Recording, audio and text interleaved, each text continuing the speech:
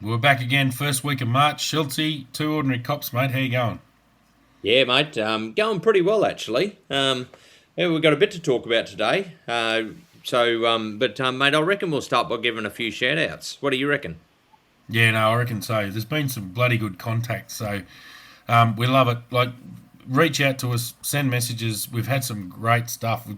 Schultzy's got a library of books coming his way and patches and all sorts of amazing fan mail. So I love the term fan mail. Anyway. But let us know what's been happening, mate. Yeah, mate. So, in fact, in the last week, I've got three books to read from ex coppers, basically. So one from one was Northern Territory, and then New South Wales. He worked, if my memory serves me correct, because I'm actually talking to a whole lot of people at the moment. But he also worked with Brett Meredith, who was up in the Northern Territory as well. Went up there, and he sent us a short video of when Brett was training a dog. So yeah, that was pretty cool actually. Anybody that you want to explain quickly, Brett Meredith, just for the Yeah, so listeners. we've spoken about him at length. I think in one of our episodes not so long ago, a couple of months ago. Brett was killed on New Year's Eve, 2009, 2010, in an off-duty incident where we used to argue about whether he'd put himself on duty or not. But basically, he was king hit in a nightclub in Catherine, and passed away shortly afterwards. And he's extremely popular shift sergeant at the time, and that rocked us. It absolutely rocked us. And yeah, to have a bloke reach out who worked with him in the dog squad in New South Wales is excellent. So Yeah. yeah, we really appreciate that, and we'll have to put him in touch with Amy, his widow. So I think she's over Yeah. in WA somewhere now. But yeah, So yeah, mate, it's excellent. So Roger, thank you very much, and sent me the book, and I am a quarter of the way through it at the moment. So if Miriam was reading it, mate, she'd have it read in one night. But I'm just a little bit slower, as people would be aware. oh, Um, you get that, mate. You get that. yeah, but mate, I'll tell you what. He joined the Northern Territory Police first, and quite an interesting story. And back in '78, so that's 4 years before Bob Rennie. Um, Yeah, yeah, and he would have had a three-digit number, I believe. Actually, I can probably tell you what his number is. Um, Oh no, that's the one. Oh no, he might have been 1,017. So he might. I think it went to 1,000 in his squad. in his So squad would have ticked yeah, over. Yeah, yeah. So there you yeah, go. so that's pretty cool. And talking about joining the NT Police all the way back then, he was Yeah. 22 at the time. So yeah, so mate, that's going to be there's some really good stories. It's a really good book. So thank you, Roger. That's Roger Mayer. And yeah, mate, I will do talk more about that, and we'll work on getting you on here so you can actually talk Mm, about it. We'll get the book down to you as well, Damo, so you can have a read. Um, yeah. Yep. it's great. I just love hearing these stories, especially from the older generation, and how life was back then as police officers. Because Bob Rennie, gave us quite a bit of insight. So it'd Mm. be good to get some more insight. I've also got another book sent to me from a Queensland copper, retired now, I believe, and he was a dog handler as well. And that's David Raymond. So, David, thank you. I will read yours as soon as I finish Rogers. so, Yeah. but he sent me through some interesting stuff. Hey, I think he was off duty and actually saved a dog in a burning house when they were driving past. So, yeah, so obviously big love of dogs and all that sort of thing. So that's going to be a good story. And that one's called Vader. So a police dog story. So that should be pretty Yeah. good for those people that, especially the young ones that want to become dog handlers. We've probably got two really good people to talk about dog handling in the police. So that's pretty exciting as well. Oh yeah, and they were great. Oh my god, dogs. I've been happy and terrified at the same time many times. Yeah, Yeah, well, but this one was called Vader. I think we had the one that was called Viper, and he was just an Viper. absolute. Oh, He was a psychopath. That dog. He had severe mental health issues. That bloody dog. Yeah. yeah. Oh, mate, he would make anybody shit themselves. I guarantee it. Even his, even Oh, his, I think I Even walked into the police club in Catherine to have a quiet beer, and the bloody thing near tore my bloody limbs off. So, and that was just by looking at me.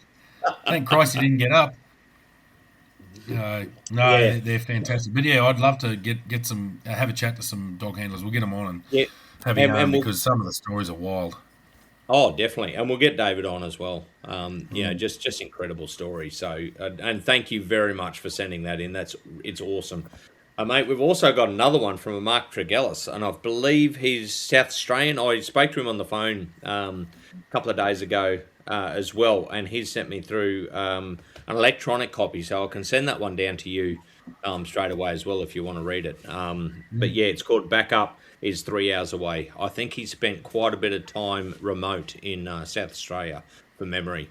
I do apologise, Annie, if I get any of the information wrong. I've got a lot going on at the moment.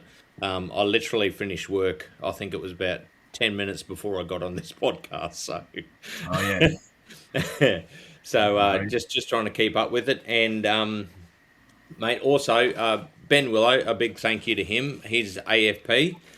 He sent through some patches from ACT Police and some badges and all that for us. So thanks very much, mate. That's very much appreciated. And he's also set up a footy tipping comp. Or he's been running a footy tipping comp, I think, for a while. I've joined on, but you don't really watch the NRL that much, Damo. So, oh, um, I'm a stickler for the state of origin, but otherwise, I just find myself doing other things a lot of the time, and yeah. I still enjoy it. I love it. I love having a look at the footy, but I'm just not. I'm not a nutcase for it like someone else I know. Yeah, Yeah, mate. I don't miss a game. no, So no. yeah, no, it's and that's just from my dad. In fact, the first Broncos game this season on Friday night, I'm going to drive up to Toowoomba and actually watch it with my dad. So, um, Yeah, good that's work. how passionate Dad and I are about the football, and it's Mm, just, I suppose, it's a big father and son thing that we do. So, mm. yeah, no, I love it. However, when I was in the police, mate, I never watched a game. I don't think I was just too busy policing. Ah, Um, yeah, yeah. That's just Even a good thing now. state of origin, I even missed quite a few of them. But okay, like we would watch them. Probably, I think Borroloola was the only time we really watched games. That's because Shannon Harvey, He was right he into it. worked with me out there, and he was into it as well. So we used to watch it together out there Yep. when we could, when you weren't getting called out to bloody fights down the street. Um, Yeah. Good job. Good yeah, job. good Oh old yeah. Borroloola. And Yeah. mate, we have to give big camo sauce. We've got to give him another shout out. I met him in person yesterday. Came down. He's now selling his sauce through Gordon and Luxton, the butcher. Chris Luxton, you've met him, and Yep. yeah, he's a good butcher, and yeah. So I introduced him yesterday, and he's got another outlet to sell his sauce through, and he's coming Ah, up very with good. another two. So he's got four at the moment, but he's coming up with another two. And just a great character of a bloke. So look, if you see this sauce around, it's probably located. If you look it up, Big Camo Sauce. We'll put a link on our socials. Mm. You'll be able to find somewhere where it sells it, and it is good sauce, isn't it, Damo? You finally tried it, mate. Do you want to let us know how it is? Yes, mate. I have tried it. We as I mentioned earlier, we killed a beast the other week, and I finally got some ribs on the smoker, and the mango tango was real good. So no, huge fan of the of Big Camo sauce. So yeah, bloody, we thanks mate. You've been sending it all through, and he's a first responder, and he's having another crack at something else. So it's bloody good to see. Yeah, it is, mate. And I believe you're planning on catching up with him in the next few weeks. So I just suggest you put your Yeah, drinking boots on. yeah, he might have to too. Yeah. So mate, we're so I think what we're going to talk about today is that there's in the last week there's been a lot of wild shit going on in law enforcement world in Australia. Yeah, Um, so there's been 4 police shootings in the last 6 days, basically, yep, or something similar. So obviously one in Alice Springs that's a bit close to our hearts because I know exactly where it happened. I've parked there plenty of times, and so I can sort of reminisce there. But we had 2 police shootings within a very short period of time in Sydney, and then one basically at the same time in Brisbane. Yeah. And the old thing this is the coppers listening will know what we're going to talk about, but it's basically they're not interrelated. They weren't conspiring to go out and shoot people between each other across the cities and all the rest of it. It's just another time to sort of remind folks about what goes on here. So we thought we'd talk about the fact that the police are the society's hard stop. You might have told your employer to go to buggery. You might have gobbed off at a pub or something like that, or you've done something that's created. Someone needs assistance dealing with your behaviour. Police get called, they turn up, and the answer's no. You're not allowed to carry on like that, and there's a hard stop. Police are authorised and justified in using force, so that's what occurs. And if you present either the police or somebody else with lethal force, like we've mentioned before on the podcast, you'll be met with lethal force. That is the hard stop of society. It's got nothing to do with the government at the time. It's to do with public safety and the safety of the police who are carrying out the role, because the police are the public. So I think what we were going to talk about today was really looking at that and going, like, the hard stop is that if you come out and threaten cops, those guns aren't fake. They're real guns. They shoot real bullets, and they will blast holes in you if you threaten them and make them think that there's no other option. You're getting bullet holes in you. So that's one part of it. The second part, and we've covered that. Episode 22, we spoke about lethal use of force, so we've covered that. The second part was, I've seen lots of people in a number of different jobs now online where I've seen people commenting on police attending welfare checks.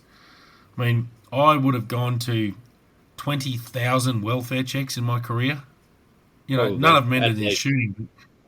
It's just a name. It's a name for a job. It's basically, well, we don't have any. They haven't just robbed a shop. There's just some dude going nuts. Like it was either suspicious person or welfare check. And quite often, if they thought the person wasn't necessarily doing anything wrong, they're just a bit strange, it went on as a welfare check. So a lot of the commentary around the shooting in Tingalpa in Brisbane has been that, it was a welfare check. Well, geez, don't call the police for a welfare check because they'll turn up and shoot you. It was like, no, that's not what happens. So I thought we'd talk about that too a bit, mate. But what are your thoughts on just that? It's the hard stop. Police are the hard stop. Well, mate, that's exactly right. Police have to defend, themselves, the public, any innocent people, and we even look after offenders. We're there to prevent loss of life. If we have to incapacitate a threat, which means sometimes those people die, to preserve somebody else's life, then we will do that. Police will do that. We used to do that. Mate, the thing is, also, you got to look at the level of force that these people are coming at the police with as well. I know the one in Tingalpa, apparently they deployed a taser first. And if the taser doesn't work, that's what the gun's for. Tasers are absolutely fantastic, but they are prone to, you've got to get the shot just right. You've got to get in the right position. You've got certain parameters you've got to be in. And realistically, we always say that, safe distance from an edged weapon is 10 metres. Well, 10 metres is no good for a taser. You probably want to be, 4 to 6 metres to get a taser getting accurate. And if you don't get it and they're running towards you, you're fucked. And that's why you usually have other cops with you with a gun in case the taser doesn't work. So we have all these protocols and general orders that we have to follow when this sort of stuff happens, and we follow them. My heart goes out to the poor cops. You've got to think about these poor cops too. They've just taken a life, and they're going to have to go through treatment and all that because they had to use lethal force to protect and preserve life. So it's, you've got to think about the after effects on the police. They don't just shoot somebody and walk away, go straight back onto duty and, carry out their role and go out to another one. They've got to sit. They've got something on their conscience, and different people treat it different ways, and that's why the department really needs to make sure they look after these people. Mate, I'm just going to do a quick one. A big shout out to Nathan Finn, who's the president of the Northern Territory Police Association. He flew straight down to Alice to support those members.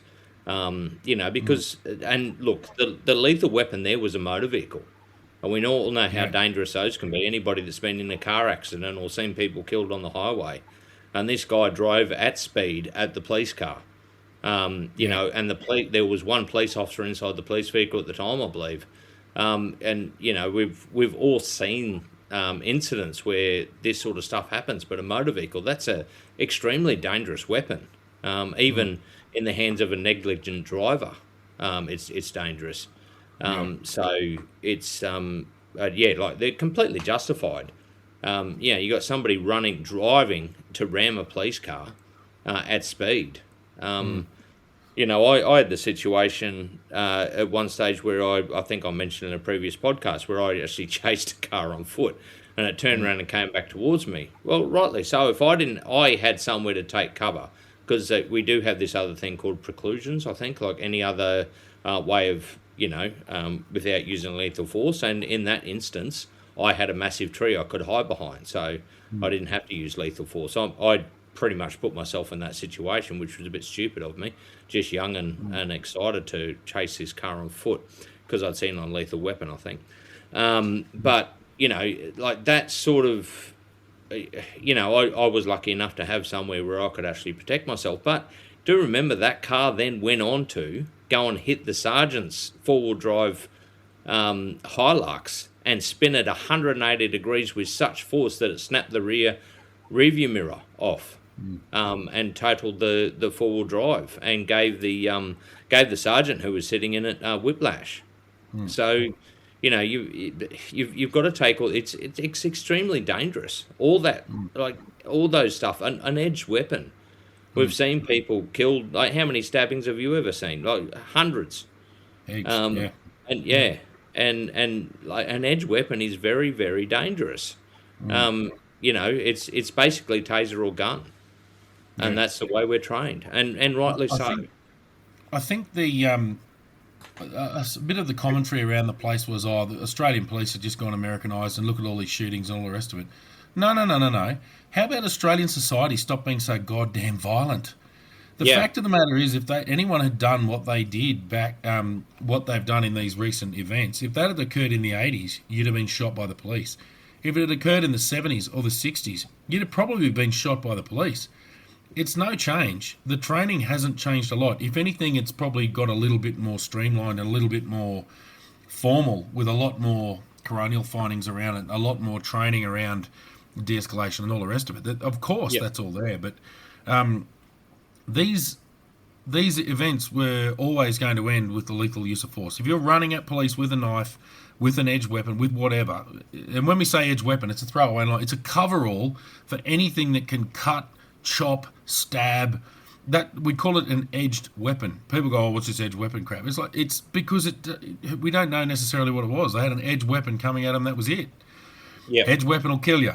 Simple as that. We've seen it 1,000 times. Edge weapon kills you, and it takes very little skill to use it, like I've covered off on before. But yeah, there is no escalation in policing tactics at all. There's an escalation in what's coming at the cops, and that's what it is. Because, mate, like I said when I first joined the job, 9 years. I pulled my firearm once in 9 years, and then in the last 5, 6 years, 5 years probably, I pulled it about another 10 times, and it was all. And I had I been faced with those incidents in my earlier years, I would have pulled my firearm. There's no change there. If anything, I was older, way more seasoned, way more experienced, and not as nervous about pulling my firearm to deal with the situation. Whereas earlier on, it was, holy Jesus Christ, I just had to pull my gun. Whereas yeah, later on, it was, no, I've got lethal cover. So it was a lot more calm, a lot more trained, a lot more experienced. I think that's the point there. That's with the immediate incidents. But the other point I wanted to cover off on was welfare checks and mental health stuff. People going about, yeah, why are police going to these mental health? Every time they go to a mental health incident, they kill somebody. It's like, no. But police today would have gone to thousands upon thousands of calls to a person suffering mental illness, or a welfare check of someone. And like I said earlier, welfare check is a a job description, as in it is a name of the type of job you're going to that you get dispatched over the radio. So the example there is, and I'll use the old Catherine call signs, is 481 VKM, get you to attend welfare check at blah blah blah Maluka Road. And the reason you're going there, and then they're going to, Roger, send details. So, yeah, reports of a man walking down the street at this stage, yelling and screaming into the bushes. No apparent offences. Unknown if he's armed. Fairly vague description. Last seen at this location. Copy all attending. And you drive up, you find old mate. He's pissed and he's singing a song and he's yelling and screaming. And you go, "What are you up to, brother?" Nothing, blah, blah, blah, blah, blah. In the back, no worries. Next job, bang. It's a welfare check welfare check quite often ended in person deceased, because the welfare check was, we haven't heard or seen from this person in a week. You go to the house and you smell the door and go, whoo! Yep. Fourth entry, and you find it. And you go, right, I've got a crime scene. And you got someone lying in their bed decomposing. Welfare check. You got someone asleep on the side of the road. Welfare check. Wake them up. "Hey, mate, how you going?" "Oh, Jesus, a big night out, blah, blah, blah, blah, blah." Or you find someone and they're a diabetic and they need an ambulance, so you call an ambulance for them. The welfare check, constant. There are constant calls for welfare check. Police attend thousands upon thousands of them every day around Australia. For people to come on there and generalise, and I know that police and the police go, yeah, no shit, who cares? But it's a bit more to the people who aren't cops listening in. That one time in a million you turn up and the welfare check is someone either criminally or mentally unstable and armed with some kind of weapon, potentially causing lethal harm against the police or another person, and then you're off at the job and next minute the person's running at you. The job goes from 0 to 100 and you now have to deal with the immediate threat directly in front of you. That's all it is. That's right. Saying that, what would you call a welfare check? Police turn up and blow your brains out. No, police will turn up and most of the time just look after you, put you in a taxi or drive you home or get you an ambulance or whatever else. If you stand up and you then run at the cops with a knife, they'll blow your brains out. Yep. That's fact. And I think we've got to stop dancing around this. If you threaten the cops with lethal force, you're getting fucking shot. We've got to stop dancing around it. The time for being touchy-feely's done. Of course police start low. We're trained to start at the lowest and escalate from there. But if you turn up and the escalation's all been done already and you're at 1,000 miles an hour, guess what? Job's on. Yeah, so, that's right. And you just got to remember that the police are very highly trained in negotiating and chatting people down just in general day-to-day life. Mate, you mentioned there the welfare checks. If the police actually wanted to put out how many welfare checks around Australia and New Zealand that they went to in the last 24 hours, and you would see 99.9% of them were done without any use of force whatsoever, probably. Maybe a couple of people were arrested or taken to mental health assessment and all this sort of stuff. But you've got to remember, and then that one incident, and then suddenly people think there's a problem. What you also have to remember these days, there's so much social media around. There's people with phones. The media gets stuff sent to them all the time from people with phones. So it's a lot more prominent in day-to-day life. The problem is you see so much of it these days. Everybody's got a phone on them, so you're getting alerts all the time from the media outlets. People are aware of what is happening around, but you don't hear the good stories. You only hear the bad shit, and that's part of the problem with today, because people see the bad shit and go, "Oh, geez, the police have got a problem." Well, no, they don't have a problem. I go back and think, I think it was a few years ago, and they were talking there was problem with domestic violence in NRL, like in footballers. But you don't hear all the really good stories. You hear a couple of bad ones, and then you think there's a massive problem. It's not. Your vision has been skewed by the media in what they're reporting. So, that goes back to being a good investigator or detective. You've got to push all that out of your mind when you investigate stuff. And you do. You sit yourself. You have to be impartial. You just look into it and don't have any prejudice on what you think is happening, or whether there's a problem with it, or whether it's escalating. You get the evidence, and that supports whatever the outcome is. Yeah. So, Actually, mate, I've got a beautiful example of that locally.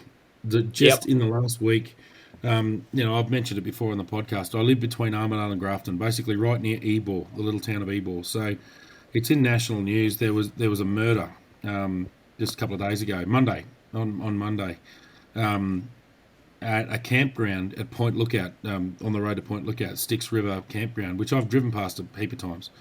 I went into work, and not just that, just general conversation around the place, but people going, "Oh, so what's happened out at Ebor?" I was like, "I have no idea." Like, "Well, you're a detective. What is blah blah blah? You would have found out. You would have heard something." It's like, "Yeah, I've heard plenty of stuff. I've heard heaps of shit. Doesn't mean I know what happened. I got no idea. Did I sit there and watch it occur? Absolutely not. I have no idea.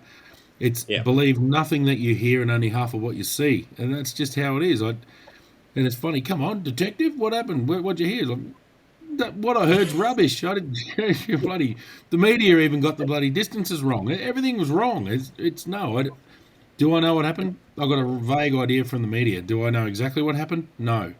no, And that's and and I actually explained it. One of my work colleagues was going, well, and he was joking. He's going, come on, mate, you would have looked into it a bit. And I said, no, I just saw a few things on Facebook and read a bit of shit. I know that a man's dead. I know that two people went to Thora. They've reported it to police. I know there's a crime scene. I know he was arrested somewhere in the vicinity of Ebor. yeah, Like, that's it. That's all I know. And they're like, oh, well, I thought you'd investigate it. I said, mate, I'm not out there taking statements. And I yeah, am being a detective by shutting my mind off to all the possibilities. That's a detective. When yeah, you are being a detective, you are excluding all the crap that you don't know. This is an unknown. We don't know that. It's under investigation. We need to find out that. Have we got any information that confirms that? And not just that, have we got any information to corroborate that? Do we have any footage of anything? Do we have more witnesses that can corroborate it better? Because you get a few different stories better. So, excuse me, that's that open-mindedness. But going back to what you were saying about there's people with phones everywhere and there's footage all the time of police in the media and it's all, oh, look at them, they're just all the time. It's like, well, no, only when you watch the news and you see stuff do you think, oh, the yeah, police are out of control. Never mind that it's completely different police from a totally different jurisdiction dealing with some kind of shit show. Then there's another shit show somewhere else. And they're the things making the news, not the police. The fact that the police are on duty 24/7 all over the country. There are literally thousands upon thousands of police on duty right now doing something. Who knows what they're doing? They're going job to a lot of the time. They're going job to job to job to job. So there's always something occurring. Just because you watched three stories from around the country in the news doesn't mean the cops are out of control. that's Okay, right. Yeah, Jesus. It's yeah, and that's a big one there. But I mean, we're not saying anything people in the job don't know. This is more for people who aren't in the job and don't really understand it. yeah. Well, and look, mate.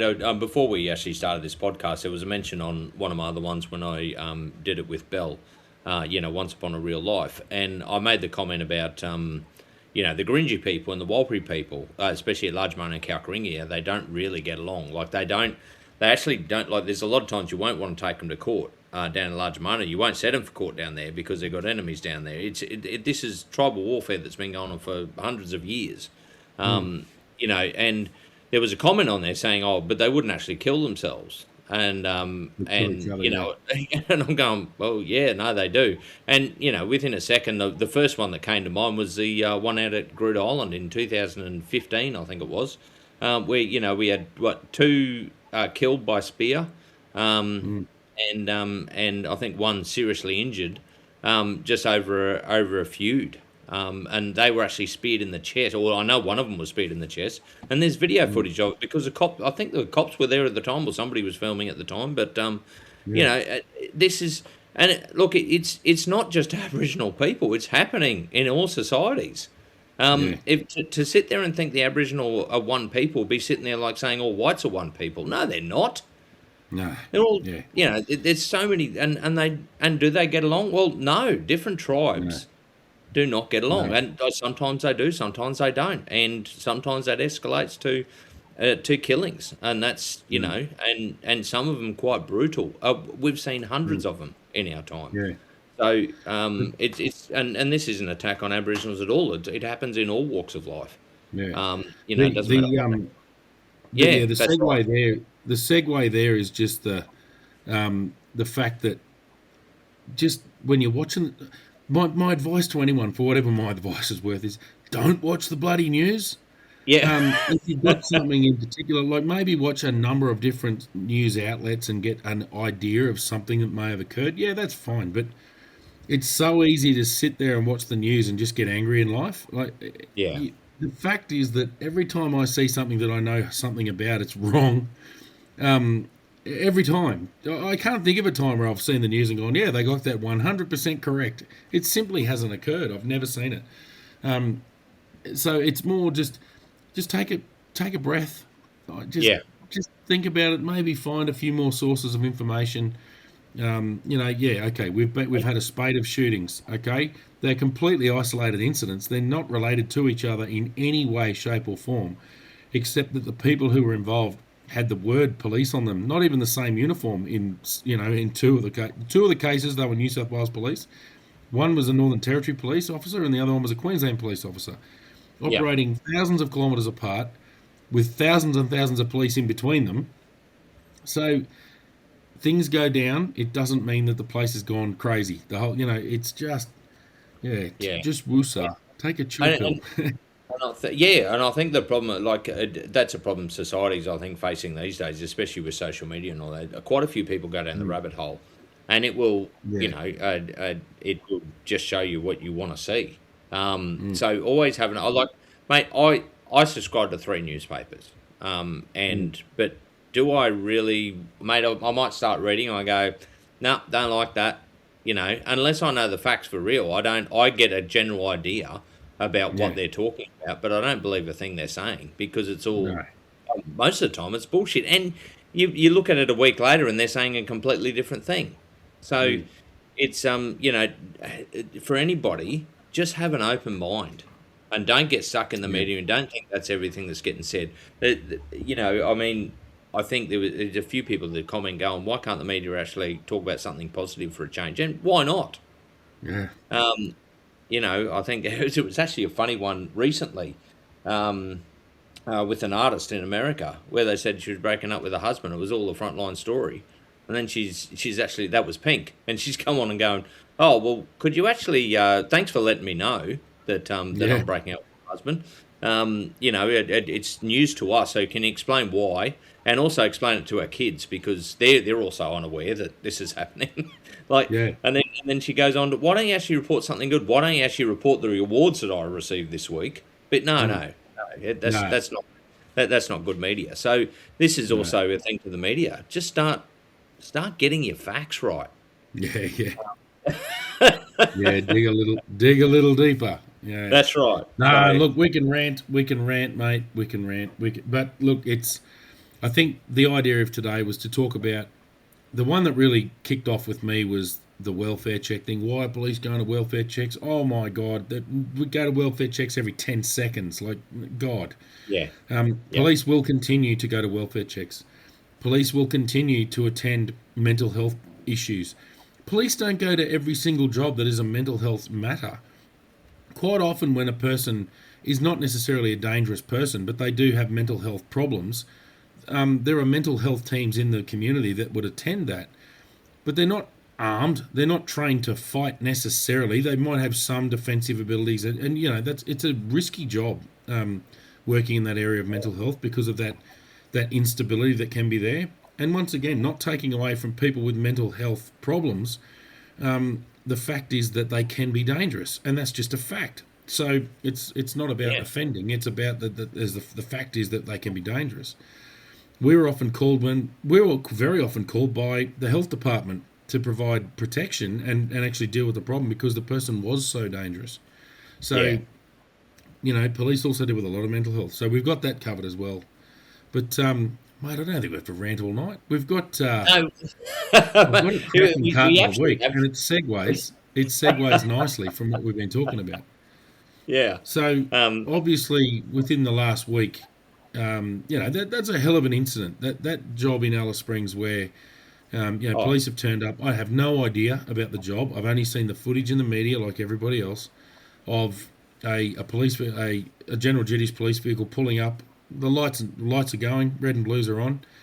I saw the partner in the passenger seat get out, walk along the side of the vehicle on the footpath, and then I saw the driver of that vehicle get out, get something from the back seat, and then thank God, get back into the front seat of the car. And then within seconds, you see another vehicle slam into the back of that police car at high speed. And in the meantime, if you pay attention, the police officer on the side of the road has actually fired 3 shots apparently into that yeah, vehicle. So it's a hell of an incident. We've sort of spoken about what that split second thing. People often say, "Why would you shoot at a moving car?" It's because someone at the last minute might actually get an element of self-preservation when they're getting shot at and actually stop what they're doing. So there is a reason for that. yeah, However, on the lighter side of things, having been a previous police officer in Alice Springs for 2 years and driven general duties vehicles around in Alice Springs and crashed them, and I've mentioned what I've done it's a wild show. Things go wrong. I'm sorry, but you were still on duty and you still trashed a police car. So I know it's raw and it's still right there, but I thought we might lighten it up a bit and just go to the crew of Alice Springs 536. You owe a carton because your police car was totaled. So that's carton. And not just that, you made national news doing it. So to lighten the yeah, mood a bit, we're on your team. We love you. You've done well. It's a hell of a job. Policing in Alice Springs, or policing anywhere is hard. Policing Alice Springs is bloody near impossible. So shout out yeah, to you. We're on your team, absolutely. But buy beer, guys. You trashed a police car on duty. Sorry. yeah. That's right. Even if it wasn't your fault, it's still a carton. Well, it's clearly not their fault, but it's carton. Well, and look, we've spoken about cartons before, but I'll just give you a quick funny one before we finish off. But and this is talking about Brett Meredith. He had this idea when I was going out to Croker Island, and because I was in the TAC team before that, I was flying back in and out of Croker Island to go to court because we had so many arrests from unlawful entries. So I had to keep on flying back in. He decided that every time I flew out and flew back in, that I had to pay a carton. Jeez. And I did. So Kept the brewery that's afloat that week, mate. it. So yeah, Very so good. definitely look, yeah, the guys in Alice, like you said, mate, we love you, and no issues. It's with anything that you've done. I looked at the video footage and I've gone, yep, okay, yep, no problems there. From what I've seen in the video footage, no problems at Yeah, all. Yeah, but it's still a carton. it's a You carton. can't get out of that. No, And no, mate, I believe before we keep on going on, you've got another shout out as well. I do. Before we came in to record tonight, mate, I've got 2 children, 11-year-old and 7-year-old, and they, what are you doing, Dad? I'm going to record the podcast, mate. They said, "Oh, Dad, give us a shout out." So a little shout out to Jimmy and Annie, my kids. They wanted a Yeah, shout out on 200 Gods. I don't think I've ever mentioned them before, but yeah, shout out to my kids. yeah, Yeah, yeah, no, that's very good. awesome. So, yeah, mate.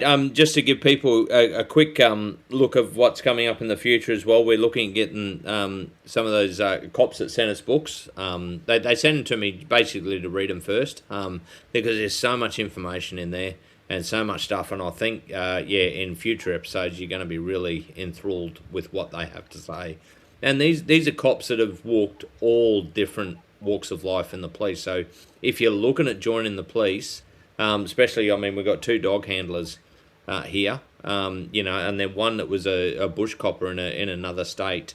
For quite a considerable amount of time. And I think just to get some advice, any advice that we can actually pass on, even from other police officers. So if you're another police officer out there and you think you've got something worthwhile to pass on to the people, then yeah, definitely pass it Mm, through. yeah, Um, definitely. like I said, I actually got a video from one of the coppers in ACT about that 16-year-old that wants to join the police, and he did a 10-minute recording of his advice if you want to join the police. So we have that capability to reach out to people and talk to people, and get you geared up, to join the police, or even if you are a police officer serving, to actually talk to real experts. That have done the job for such a long time, and that's one of these things that we've realised this podcast is actually doing. Some of the advice that we've got, but there's multitudes, there's hundreds of thousands of other cops out there that have done this job and have their own experiences and might be able to just give you that bit of advice that might save your life or save somebody else's life, or make your job a little bit easier as well, to get through. So as we all know, it's a tough job. And hats off to everybody that's serving tonight. Hope the current, what was it, the lunar eclipse wasn't too much on, had too many crazies out there recently. So Yeah. No, very true. No, very good, mate. Well, we'll be back next week. I think we've got someone on next week, so we'll go from there. And yeah, we're not going anywhere. We'll be back. So that's the 200 Cops signing off. All the best. all right, we'll see you then.